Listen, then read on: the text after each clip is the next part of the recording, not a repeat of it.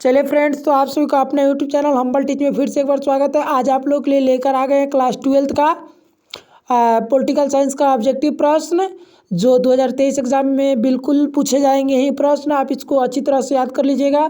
अगर वीडियो पसंद आए तो वीडियो को लाइक और चैनल को सब्सक्राइब जरूर कीजिएगा। तो बिना समय को देरी करते हुए हम लोग प्रश्न की ओर चलते हैं। प्रथम नंबर प्रश्न क्या करा, ध्यान दीजिएगा।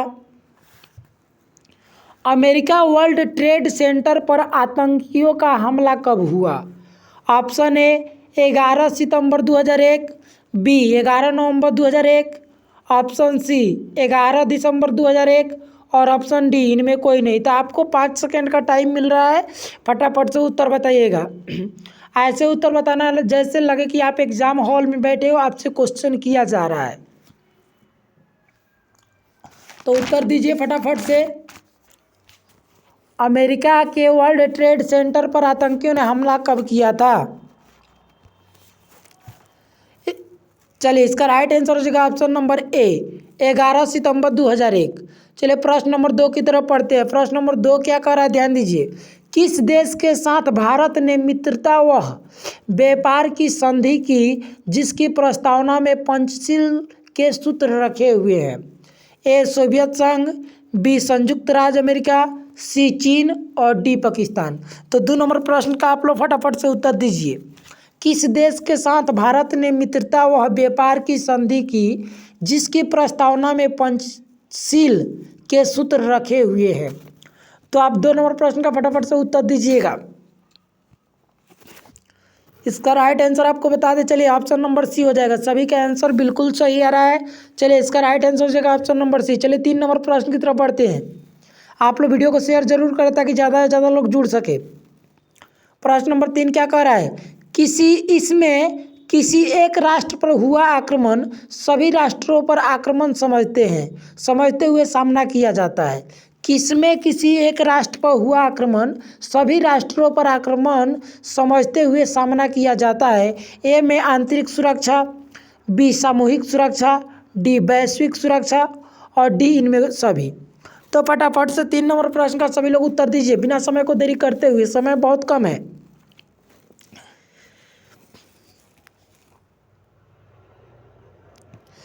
चलिए, तो इसका आपका राइट आंसर बता दें, ऑप्शन नंबर बी होगा सामूहिक सुरक्षा। ऑप्शन नंबर बी सामूहिक सुरक्षा। चलिए प्रश्न नंबर 4 की तरफ बढ़ते हैं। प्रश्न नंबर 4 क्या कर रहा है, ध्यान दीजिए। विश्व में सबसे अधिक सशस्त्र संघर्ष कहाँ होते हैं? विश्व में सबसे अधिक सशस्त्र संघर्ष कहाँ होते हैं? ऑप्शन ए अफ्रीका के सहारा मरुस्थल के दक्षिणवर्ती देशों में, ऑप्शन बी एशिया के चीन और भारत में, ऑप्शन सी लैटिन अमेरिकी देशों में और डी संयुक्त राज्य अमेरिका में। तो 4 नंबर प्रश्न का सभी लोग फटाफट से उत्तर दीजिए। विश्व में सबसे अधिक सशस्त्र संघर्ष कहाँ होते हैं? उम्मीद करते हैं प्रश्न आपको पता होगा। बिल्कुल सही है, सभी लोग का बिल्कुल उत्तर सही आ रहा है। चलिए इसका राइट आंसर आपको बता दें, ऑप्शन नंबर ए अफ्रीका के सहारा मरुस्थल के दक्षिण क्षेत्रों में। प्रश्न थोड़ा लंबा है, लेकिन हो सकता है एग्जाम में इसमें से ज़्यादा आने का संभावना रहता है। आप लोग छोटे छोटे रट कर चले जाइएगा, कहीं पूछ दिया तो आप लोग थोड़ा सा मतलब कन्फ्यूज हो जाते हैं। तो इस चीज़ के लिए आप प्रश्न रटना जरूरी है। स्किप मत कीजिएगा, वीडियो को पूरा देखिएगा। चलिए 5 नंबर प्रश्न की तरफ बढ़ते हैं। किस प्रधानमंत्री के समय यह बात उठी कि जज के पद पर नियुक्ति से पूर्व उस व्यक्ति के सामाजिक दर्शन को देखा जाना चाहिए? Option number A Pandit Jawaharlal Nehru, B Lal Bahadur Shastri, C Indira Gandhi और डी राजीव गांधी। तो 5 नंबर प्रश्न का सभी लोग फटाफट से उत्तर दीजिए। अब प्रश्न जो आपको कराया जा रहा है बहुत ही किताब के अंदर से उठाया गया है, गहराई से। तो फटाफट से आप लोग बात बताइए। किस प्रधानमंत्री के समय यह बात उठी कि जज के पद पर नियुक्ति से पूर्व उस व्यक्ति के सामाजिक दर्शन को देखा जाना चाहिए? चलिए, तो इसका right answer option number C. सभी का उत्तर सही था, मैक्सिमम कुछ लोगों का गलत आ रहा था, तो आप लोग बाबू उसको रट जाइएगा। यही प्रश्न आपका एग्जाम में पूछा जाएगा। चलिए 6 नंबर प्रश्न की तरफ बढ़ते हैं। 1967 के बाद कांग्रेस के आधिपत्यशाली स्थिति का पतन कौन सा कारण नहीं था? 1967 के बाद कांग्रेस की आधिपत्यशाली स्थिति का पतन का कौन सा कारण नहीं था? ए पुरानी छवि का अंत, बी सूक्ष्म व प्रभावी नेतृत्व का अभाव, सी क्षेत्रीय दलों का उदय और डी समयानुकूलन विचारधारा का न होना। तो फटाफट से 6 नंबर प्रश्न का सभी लोग उत्तर दीजिएगा कि 1967 के बाद कांग्रेस की आधिपत्यशाली स्थिति का पतन कौन सा कारण नहीं था। चलिए, तो आपको इसका राइट आंसर सभी लोग, हाँ सभी लोग पहले फटाफट से उत्तर दीजिए। चलिए, सबका उत्तर सही आ रहा है। इसका राइट आंसर हो जाएगा option number D. Right answer क्या हो जाएगा? ऑप्शन नंबर डी, समयानुकूलन विचारधारा का न होना। समयानुकूलन विचारधारा का न होना। चलिए 7 नंबर प्रश्न की तरफ बढ़ते हैं। प्रश्न नंबर 7 क्या कर रहा है? आप पार्टी का संयोजक कौन है? आप पार्टी का संयोजक कौन है? Option A Arvind Kejriwal, option B Jitan Ram Manjhi, option C Lalu Prasad Yadav और ऑप्शन डी अखिलेश यादव। तो सभी लोग 7 नंबर प्रश्न का फटाफट से उत्तर दीजिए बिना समय को देरी करते हुए। चलिए, इसका राइट आंसर आपको बता दें। ऑप्शन नंबर ए हो जाएगा अरविंद केजरीवाल। अरविंद केजरीवाल। चलिए 8 नंबर प्रश्न की तरफ बढ़ते हैं। प्रश्न नंबर 8 क्या कर रहा है? ध्यान दीजिएगा। प्रश्न नंबर 8 क्या कर रहा है? ध्यान दीजिएगा। प्रश्न नंबर 8, प्रश्न नंबर 8 कर 1979 में किसने राष्ट्रीय मोर्चा सरकार का नेतृत्व किया?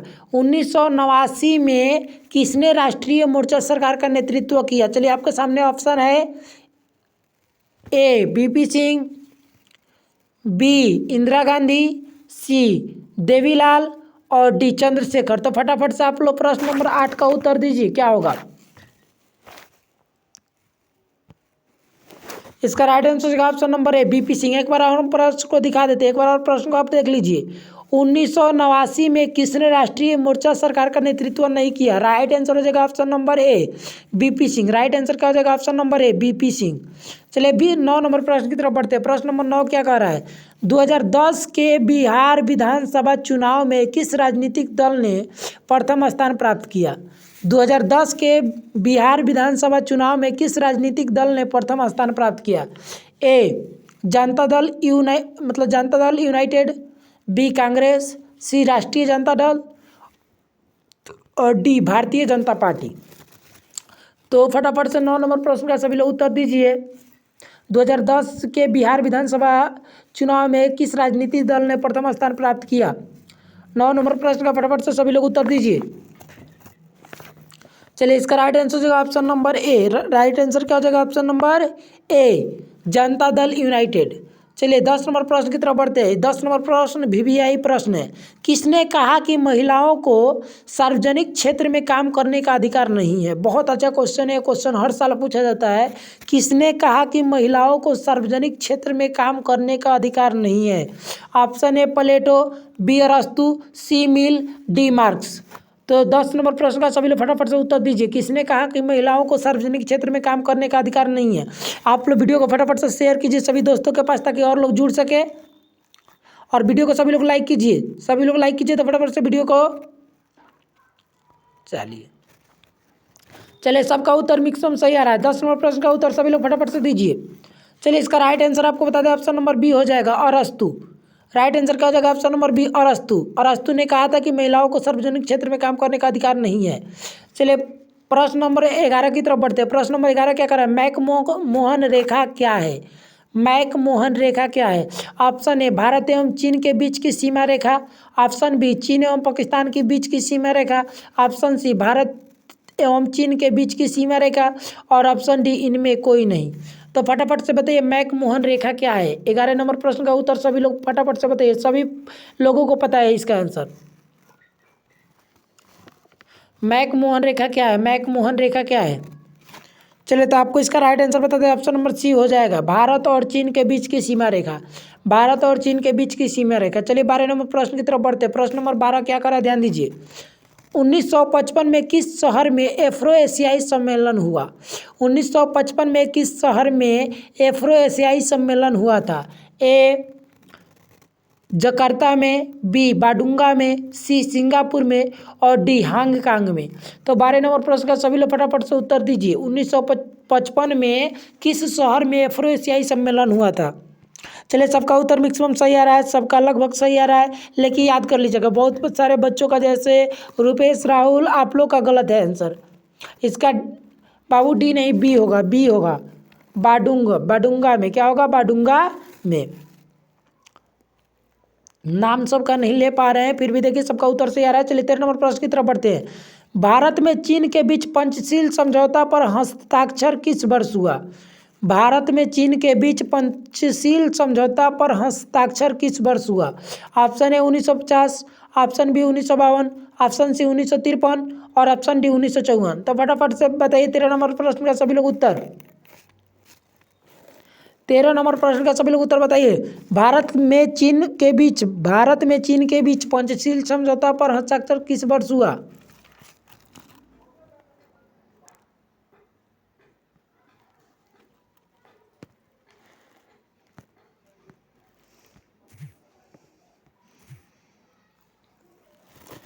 चलिए इसका राइट आंसर आपको हो जाएगा ऑप्शन नंबर डी 1954 में।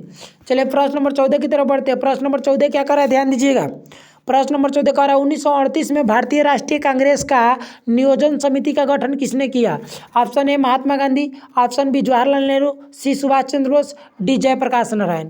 तो आप लोग सभी लोग फटाफट से 14 नंबर प्रश्न का उत्तर दीजिए। 1938 में भारतीय राष्ट्रीय कांग्रेस का नियोजन समिति का गठन किसने किया? फटाफट से 14 नंबर प्रश्न का सभी लोग उत्तर दीजिए था। चलिए तो इसका राइट आंसर हो जाएगा ऑप्शन नंबर सी सुभाष चंद्र बोस।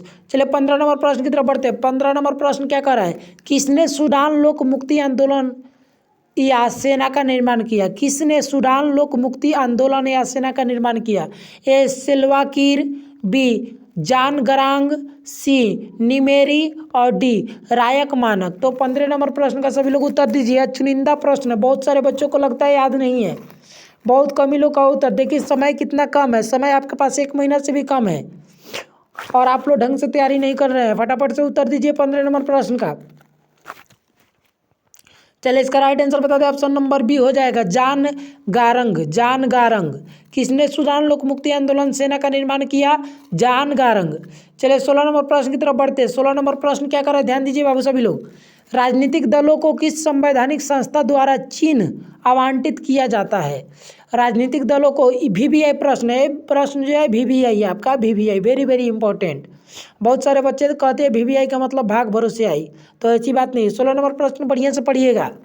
राजनीतिक दलों को किस संवैधानिक संस्था द्वारा चिन्ह आवंटित किया जाता है, मतलब चिन्ह बांटा जाता है?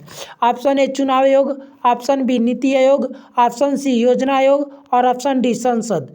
तो फटाफट से 16 नंबर प्रश्न का उत्तर सभी लोग बताइए कि राजनीतिक दलों को किस संवैधानिक संस्था द्वारा चिन्ह आवंटित किया जाता है। जैसे लोग नहीं कहता है कि छाप है, वो छाप है, ऐसे कुछ आता है, ब्लैक बोर्ड छाप है, कुछ ऐसे छाप हुआ, किसके द्वारा दिया जाता है? तो यह प्रश्न बार बार पूछा गया, याद कर लीजिएगा। चुनाव आयोग। ऑप्शन नंबर क्या हो जाएगा, ए चुनाव आयोग। 17 नंबर प्रश्न की तरफ बढ़ते हैं। वीवीआई प्रश्न 17 नंबर, राज्य पुनर्गठन आयोग की स्थापना कब हुई? वेरी वेरी इंपॉर्टेंट क्वेश्चन है। राज्य पुनर्गठन आयोग की स्थापना कब हुई? Option A 1953, option B 1955, option C 1956 और ऑप्शन डी 1957। तो आप 17 नंबर प्रश्न का सभी लोग फटाफट से उत्तर दीजिए कि राज्य पुनर्गठन आयोग की स्थापना कब हुई? राज्य पुनर्गठन आयोग की स्थापना कब हुई? चलिए इसका राइट आंसर हो जाएगा ऑप्शन नंबर ए 1953। ऑप्शन नंबर ए 1953। चलिए 18 नंबर प्रश्न की तरफ बढ़ते हैं। 18 नंबर प्रश्न क्या कर रहा है, ध्यान दीजिए। सभी लोग को दिखाई दे रहा होगा, आशा कर रहे हैं। क्षेत्रवाद का एक कुपरिणाम है। क्षेत्रवाद का एक कुपरिणाम है, भी वीवीआई क्वेश्चन है, हर साल पूछा गया क्वेश्चन है, वीवीआई क्वेश्चन है, इसको अच्छी तरह से याद कर लीजिएगा। क्षेत्रवाद का एक कुपरिणाम है। ऑप्शन ए अपने क्षेत्र से लगाओ, ऑप्शन बी अलगवाद, ऑप्शन सी राष्ट्रीय एकता और ऑप्शन डी राष्ट्रीय हित। तो फटाफट से 18 नंबर प्रश्न का सभी लोग जिनको भी उत्तर मालूम है फटाफट से दीजिए। क्षेत्रवाद का एक कुपरिणाम है। चलिए इसका राइट आंसर हो जाएगा ऑप्शन नंबर ए अपने क्षेत्र से लगाओ, अपने क्षेत्र से लगाओ, अपने क्षेत्र से लगाओ। 18 नंबर प्रश्न का उत्तर हो जाएगा ऑप्शन नंबर ए अपने क्षेत्र से लगाओ। चलिए 19 नंबर प्रश्न की तरफ बढ़ते हैं। 19 नंबर प्रश्न क्या कर रहा है, ध्यान दीजिए, ये भी वीवीआई क्वेश्चन है। 19 नंबर प्रश्न पढ़िए। संघवादी व्यवस्था का सर्वोत्तम उदाहरण है। संघवादी व्यवस्था का सर्वोत्तम उदाहरण है। संघवादी व्यवस्था का सर्वोत्तम उदाहरण है। A France, B Britain, C Bharat, D संयुक्त राज्य अमेरिका। तो 19 नंबर प्रश्न का सभी लोग फटाफट से उत्तर दीजिए। उम्मीद करते हैं क्वेश्चन सबको मालूम हो। चलिए इसका राइट आंसर होगा ऑप्शन नंबर डी संयुक्त राज्य अमेरिका। चलिए प्रश्न नंबर हम लोग 20 की तरफ बढ़ते हैं। प्रश्न नंबर 20 क्या कर रहा है, ध्यान दीजिए। प्रश्न नंबर 20 कर रहा है, भारत में कार्यपालिका का संवैधानिक प्रमुख कौन है? भारत में कार्यपालिका का संवैधानिक प्रमुख कौन है? ए राष्ट्रपति, बी प्रधानमंत्री, सी राज्यपाल और डी उपराष्ट्रपति। तो फटाफट से 20 नंबर प्रश्न का उत्तर सभी लोग दीजिए, फटाफट से उत्तर दीजिए। हम लोग समय ज़्यादा नहीं लेंगे क्योंकि एग्जाम का आपका बहुत कम टाइम है और रोज़ लाइव हम आते हैं 7 बजे, फटाफट से जुड़े रहिएगा। चलिए इसका राइट आंसर हो जाएगा ऑप्शन नंबर ए राष्ट्रपति, ऑप्शन नंबर ए राष्ट्रपति। चलिए प्रश्न नंबर 21 की तरफ बढ़ते हैं। अब प्रश्न नंबर 21 क्या करे ध्यान दीजिए। प्रश्न नंबर 21 कह रहा है भारतीय संसद में महिलाओं को कितने प्रतिशत आरक्षण देने की मांग की गई है? भारतीय संसद में महिलाओं को कितने प्रतिशत आरक्षण देने की मांग की गई है? ए 25, बी 30, सी 33 और डी 35। तो आप लोग 21 नंबर प्रश्न को फटाफट से उत्तर दीजिए कि भारतीय संसद में महिलाओं को कितने प्रतिशत आरक्षण देने की मांग की गई है। चलिए इसका राइट आंसर होगा ऑप्शन नंबर सी 33%। हर साल यह क्वेश्चन पूछा गया है। चलिए प्रश्न नंबर 22 की तरफ बढ़ते हैं। 11 सितंबर 2008 को कौन निम्नलिखित में से कौन सी घटना घटी? देखिए क्वेश्चन को पलटा गया है, थोड़ा सा ध्यान दीजिएगा। 11 सितंबर 2008 को निम्नलिखित में से कौन सी घटना घटी? ए भारतीय संसद पर आतंकवादी हमला, बी होटल ताज पर आतंकवादी हमला, सी विश्व व्यापार केंद्र पर आतंकवादी हमला और डी उपयुक्त में से कोई नहीं। तो आप लोग 22 नंबर प्रश्न का सभी लोग उत्तर दीजिए। चलिए इसका राइट आंसर आपको भी पता होगा कि इसमें कोई नहीं होगा, ऑप्शन नंबर डी हो जाएगा, इसमें कोई नहीं, उपयुक्त में से कोई नहीं या इनमें से कोई नहीं। चलिए प्रश्न नंबर 23 की तरफ बढ़ते हैं। प्रश्न नंबर 23 क्या कह रहा है? निम्नलिखित में से कौन एक गुट निरपेक्ष आंदोलन के जनक नहीं थे? निम्नलिखित में से कौन एक गुट निरपेक्ष आंदोलन के जनक नहीं थे? ए सुकर्णो, बी अफरात, सी मार्शल टिटो, डी पंडित जवाहरलाल नेहरू। तो 23 नंबर प्रश्न का सभी लोग फटाफट से उत्तर दीजिए। निम्नलिखित में से कौन एक गुट निरपेक्ष आंदोलन के जनक नहीं थे? 23 नंबर प्रश्न का सभी लोग फटाफट से उत्तर दीजिए। 23 नंबर प्रश्न का चलिए इसका राइट आंसर होगा ऑप्शन नंबर बी अफरात। क्या हो जाएगा? ऑप्शन नंबर बी अफरात। चलिए फिर से हम लोग 24 नंबर प्रश्न की तरफ बढ़ते हैं। प्रश्न नंबर 24 क्या कर रहा है ध्यान दीजिए। मैकमोहन रेखा क्या है? मैकमोहन रेखा क्या है? मैकमोहन रेखा क्या है? ए भारत एवं पाकिस्तान के बीच की सीमा रेखा, बी चीन एवं पाकिस्तान के बीच की सीमा रेखा, सी भारत एवं चीन के बीच की सीमा रेखा और डी इनमें कोई नहीं। आपको अभी बताया है, क्वेश्चन पहले ही थोड़ा देर पहले कराया, बताइए इसका आंसर क्या होगा। हाँ सही है, सबका उत्तर सही आ रहा है। चलिए बहुत अच्छा, बहुत अच्छा, शाबाश मेरे से। चलिए बहुत अच्छा, इसका राइट आंसर होगा option number C, option number C Bharat एवं चीन सीमा रेखा, भारत एवं चीन सीमा रेखा। चलिए प्रश्न नंबर 25 की तरफ पढ़ते हैं। किसने द्विराष्ट्र सिद्धांत का प्रतिपादन किया? किसने द्विराष्ट्र सिद्धांत का प्रतिपादन किया? ए महात्मा गांधी, बी पंडित जवाहरलाल नेहरू, सी जिन्ना और डी पटेल। तो आप लोग फटाफट से उत्तर दीजिए। 25 नंबर प्रश्न का सभी लोग फटाफट से उत्तर दीजिए। बीबीआई क्वेश्चन है यह, किसने द्विराष्ट्र सिद्धांत का प्रतिपादन किया? 25 नंबर प्रश्न जो है बीबीआई है। चलिए तो इसका राइट आंसर आपको भी पता होगा, मोहम्मद अली जिन्ना, मोहम्मद अली जिन्ना, मोहम्मद अली जिन्ना में केवल जीना दिया है लेकिन याद रखिएगा मोहम्मद अली जिन्ना, ऑप्शन नंबर सी। चलिए प्रश्न नंबर 26 की तरफ पढ़ते हैं। अभी क्वेश्चन अभी भी आई है। क्यूबा संकट किस वर्ष उत्पन्न हुआ? क्यूबा संकट किस वर्ष उत्पन्न हुआ? Option A 1960, option B 1962, option C 1952 और ऑप्शन डी 1963। तो आप 26 नंबर प्रश्न भी आई है, क्यूबा संकट किस वर्ष उत्पन्न हुआ? 26 नंबर प्रश्न सभी लोग फटाफट से उत्तर बताइए था। चलिए सबका सही आ रहा है, इसका राइट आंसर होगा ऑप्शन नंबर बी 1962। 27 नंबर प्रश्न की तरफ बढ़ते हैं। प्रश्न नंबर 27 क्या करें ध्यान दीजिए। राष्ट्रीय विकास परिषद का गठन कब हुआ? राष्ट्रीय विकास परिषद का गठन कब हुआ? राष्ट्रीय विकास परिषद का गठन कब हुआ? ए 1950, बी 1951, सी 1952 और डी 1953।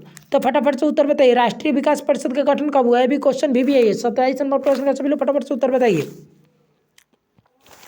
चलिए इसका भी राइट आंसर होगा ऑप्शन नंबर सी 1952। 28 नंबर प्रश्न पढ़ते हैं। 28 नंबर प्रश्न क्या कर रहा है ध्यान दीजिए। जनता पार्टी की स्थापना कब हुई? जनता पार्टी की स्थापना कब हुई? ए 1977, बी 1978, सी 1979 और डी 1980। तो 28 नंबर प्रश्न भी आई प्रश्न, आप लोग फटाफट से बताइए जनता पार्टी की स्थापना कब हुई? चलिए इसका राइट आंसर आपको बता दें, ऑप्शन नंबर है 1977, ऑप्शन नंबर है 1977। चलिए प्रश्न नंबर 29 की तरफ बढ़ते हैं। प्रश्न नंबर 29 क्या कह रहा है? भारत के प्रथम उपराष्ट्रपति कौन थे? भारत के प्रथम उपराष्ट्रपति कौन थे? ए बीबी गिरी, बी डॉक्टर एस कृष्णन, सी डॉक्टर जाकिर हुसैन और डी डॉक्टर शंकर दयाल शर्मा। तो 29 नंबर प्रश्न आप लोग के लिए बहुत ही VVI प्रश्न है, फटाफट से बताइए आप लोग, भारत के प्रथम उपराष्ट्रपति कौन थे? इसका राइट आंसर होगा option number B doctor S Krishnan, यानी डॉक्टर सर्वपल्ली राधाकृष्णन। चलिए प्रश्न नंबर 30 की तरफ बढ़ते हैं। प्रश्न नंबर 30 क्या करा, ध्यान दीजिए। किस प्रधानमंत्री ने मंडल आयोग की सिफारिशों को लागू किया? किस प्रधानमंत्री ने मंडल आयोग की सिफारिशों को लागू किया? Option A BP Singh, option B Atal Bihari Vajpayee, option C Indira Gandhi और ऑप्शन डी मोरारजी देसाई। तो 30 नंबर प्रश्न का सभी लोग फटाफट से उत्तर दीजिएगा। 30 नंबर प्रश्न का सभी लोग फटाफट से उत्तर दीजिए था। किस प्रधानमंत्री ने मंडल आयोग की सिफारिशों को लागू किया? चलिए आप लोग को पता होगा कि मंडल आयोग की सिफारिशों को किसने लागू किया। ऑप्शन नंबर ए BP सिंह, ऑप्शन नंबर ए BP सिंह। चलिए प्रश्न नंबर 31 की तरफ पढ़ते हैं। प्रश्न नंबर 31 क्या कह रहा है, बिहार की पहली महिला मुख्यमंत्री कौन थी? बिहार की पहली महिला मुख्यमंत्री कौन थी? ए सुचेता कृपलानी, बी राबड़ी देवी, सी सरोजनी नायडू, डी इनमें कोई नहीं। तो 31 नंबर प्रश्न का सभी लोग फटाफट से उत्तर दीजिए। तो ये सबको पता होगा, ये क्वेश्चन सबको पता होगा। चलिए इसका राइट आंसर होगा option number B, option number B Rabri Devi, Rabri Devi. चलिए इसमें 32 नंबर प्रश्न की तरफ बढ़ते हैं। प्रश्न नंबर 32 का जैव विविधता संधि का उद्देश्य है कि ए टिकाऊ विकास को प्रोत्साहित किया जाए, ऑप्शन बी विश्व में ताप वृद्धि को सीमित किया जाए, ऑप्शन सी आदिवासी को अधिकारों की रक्षा की जाए और ऑप्शन डी मानव के अलावा सभी जीव जंतुओं और वनस्पतियों को सुरक्षित रखा जाए। तो आप लोग 32 नंबर प्रश्न का फटाफट से उत्तर बताइए बाबू सभी लोग। चलिए तो इसका राइट आंसर होगा ऑप्शन नंबर डी, जैव विविधता संधि का उद्देश्य है मानव के अलावा सभी जीव जंतुओं और वनस्पति को सुरक्षित रखा जाए। चलिए प्रश्न नंबर हम लोग 33 की तरफ बढ़ते हैं। बहुत भी इंपॉर्टेंट क्वेश्चन है यार। चिपको आंदोलन का उद्देश्य था कि ए वृक्षों के अंदर धुन कुटाई को रोका जाए, ऑप्शन बी विषैली गैसों का उत्सर्जन को सीमित किया जाए, ऑप्शन सी टेहरी बांध की ऊंचाई अधिक न हो और ऑप्शन डी विस्थापित लोगों को पुनर्निवास किया जाए। तो फटाफट से आप लोग 33 नंबर प्रश्न का उत्तर बताइए। भी प्रश्न आप 10th में भी पढ़े हैं, 12th में भी पढ़े हैं, फटाफट से उत्तर बताइए। चलिए इसका राइट आंसर आपको बताते हैं, ऑप्शन नंबर ए हो जाएगा। ऑप्शन नंबर ए वृक्षों के अंदर धुन कुटाई को रोका जाए। यह कहाँ हो रहा था? तो उत्तर प्रदेश में। चलिए 34 नंबर प्रश्न की तरफ बढ़ते हैं। टेहरी बांध का विरोध करने के पीछे कारण है, इससे विस्थापित लोगों का पुनर्निवास का समस्या पैदा होगी, ऑप्शन बी ऊंचाई से पानी गिरने के कारण धरती में कंपन पैदा हो सकती है, ऑप्शन सी पर्यावरण संतुलन बिगड़ जाएगा, ऑप्शन डी इस पर अत्यधिक धन खर्चा होगा। तो 34 नंबर प्रश्न का सभी लोग फटाफट से उत्तर दीजिए। तो 34 नंबर प्रश्न का उत्तर फटाफट से सभी लोग दीजिए। चलिए इसका राइट आंसर होगा ऑप्शन नंबर बी, ऊंचाई से पानी गिरने के कारण धरती में कंपन पैदा हो सकता है। तो फिर मिलता है अगली वीडियो में। अगर वीडियो पसंद आए तो वीडियो को लाइक और चैनल को सब्सक्राइब करना ना भूलें। आपकी तैयारी इससे बेहतर होगी। 10th 12th express bye humble teach. तो चलिए फिर मिलता है अगली वीडियो में। तब तक के लिए अपनी तैयारी के ऊपर बढ़िया से ध्यान लगाइए, अच्छे से पढ़ाई कीजिए।